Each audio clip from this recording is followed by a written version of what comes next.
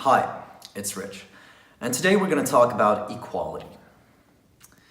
In today's society, there is a strong idea that we are all equal, or at least that we should be treated as if we are all equal.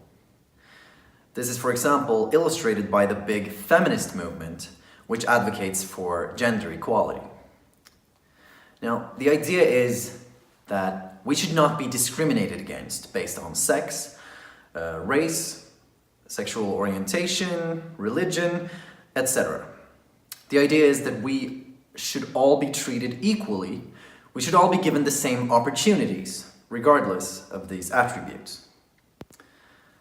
So this is kind of the narrative that we're being sold. But I don't buy it. This narrative does not make sense to me. And in this video, I'm going to explain why it doesn't make sense.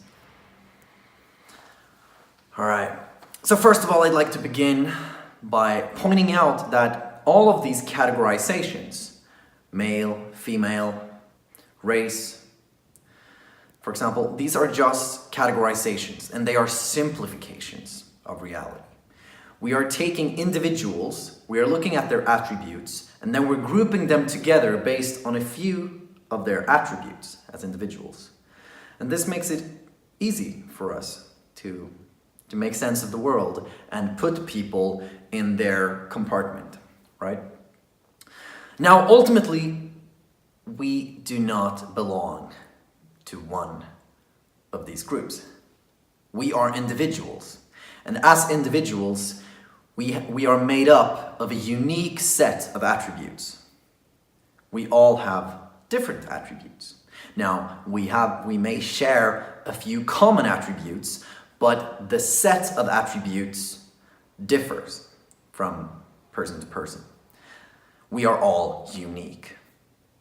And we are judged based on all of these attributes collectively. You cannot isolate an attribute of a person and say that, yeah, I treat you this way because you have this attribute. And everyone that has this attribute, I will treat the same. No. We are all unique individuals. All right, now the list of attributes can be made very long, infinite actually in theory. So for example, we have height, weight, the color of your skin, your hair, your eyes, your race, gender, your personality traits, how aggressive you are, how confident you are. For example, this is just a very small subset of attributes that people have and that they are being judged based on. Now, these attributes give us certain skills, proficiencies. And given the fact that we all have different attributes, that means that we all have different skills.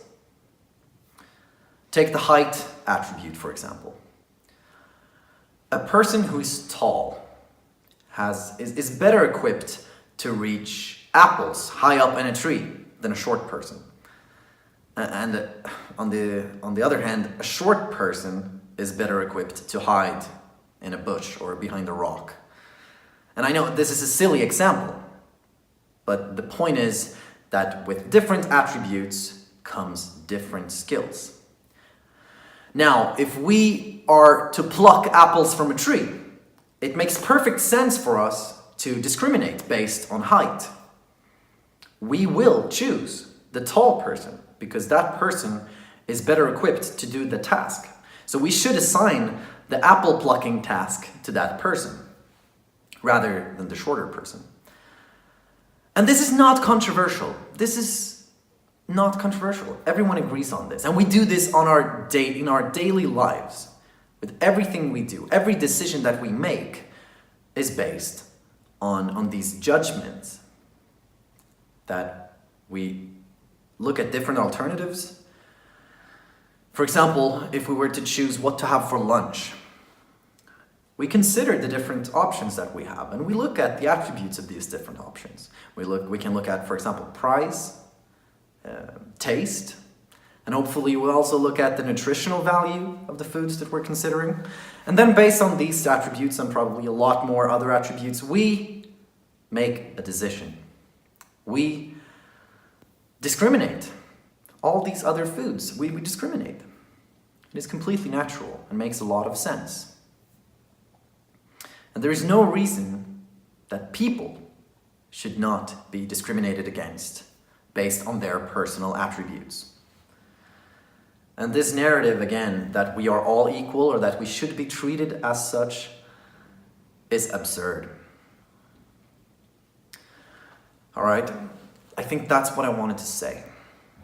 I'm not going to go into the gender equality debate per se, but this argument can obviously be extrapolated to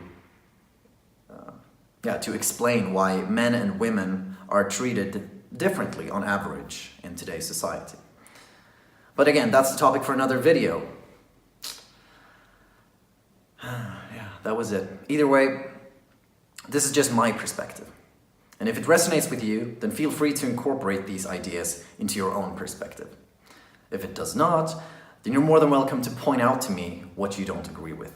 Which are the assumptions that you don't share with me? Either way, I encourage you to engage in this discussion so that we can develop a greater understanding of the world together. So until next time, always be thinking.